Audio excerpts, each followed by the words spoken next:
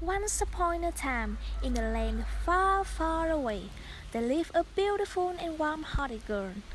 One day, when her mother passed away, her father remarried another woman. This evil-hearted stepmother has two daughters just as evil as herself. Her stepmother and stepsister treated her very badly. "You cannot sit with us on the same table. You cannot sit with us.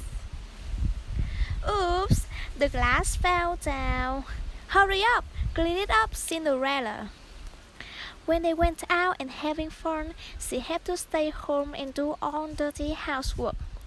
Everybody at home used to call her Cinderella.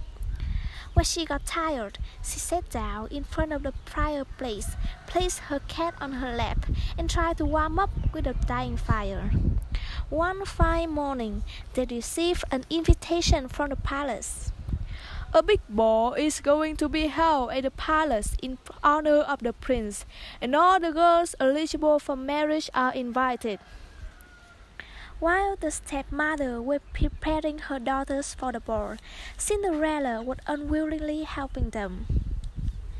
"You have to be the most beautiful girls in the ball. The prince must like you." "Why can't I come? All the girls eligible for marriage are invited." "Really? Is it the gown that you're going to wear to the ball?" When the day for the ball had arrived, all alone at home, Cinderella couldn't help her too. Instead of crying, right at that moment, a bright light appeared in the chimney. Through the bright light appeared a beautiful fairy.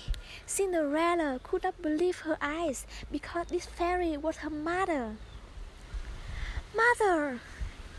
"Hello, my darling. I come to help you. You truly go to the ball at the palace." "Really? But how?" "With my little help. Now you go get the picked pumpkin from the garden. And you, kitty cat, hurry up and fetch me 7 mice." With one magic touch, the fairy transformed the pumpkin into a beautiful horse carriage. She then turned her magic wand to the mice.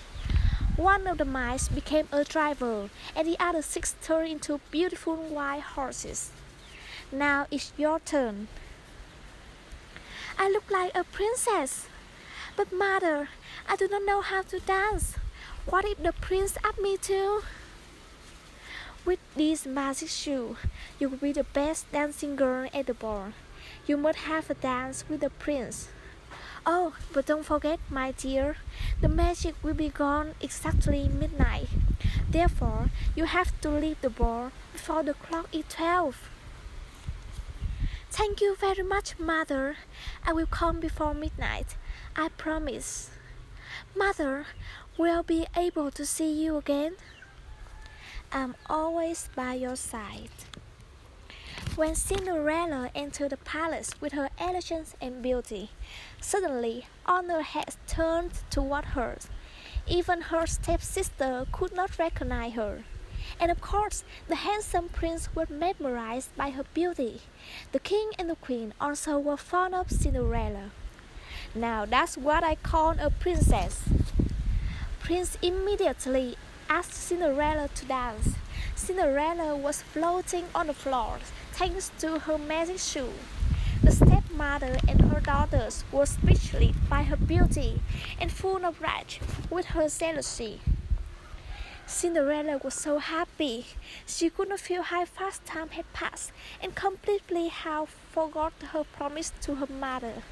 Suddenly, the clock on the wall caught her eyes. It was almost midnight.